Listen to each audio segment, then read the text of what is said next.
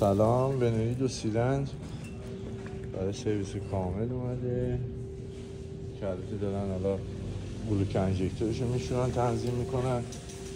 این بنزین داخل باک،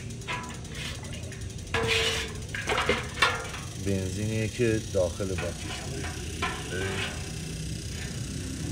هنوز از توی خود صاف بنزین داره کثیف میکنه. اینم پمپ بنزینش، موتور خوابیده بوده، پمپ بنزینش به این صورت داره. اینم سوزن انژکتوران که داره با دستگاهش داشته میشه. هم پاکیشش اندازه گیری بشه.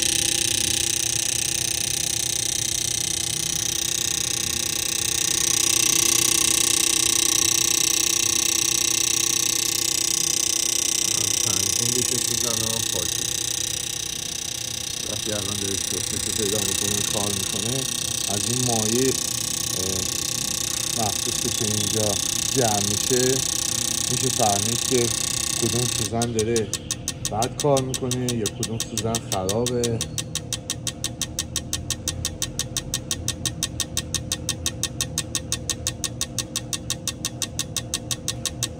این دستگاه شستشو انژکتور بکنم 8 یا 10 مود شستشو داره. همینجور میبینیم عوض میشه، پاشش های مختلف داره.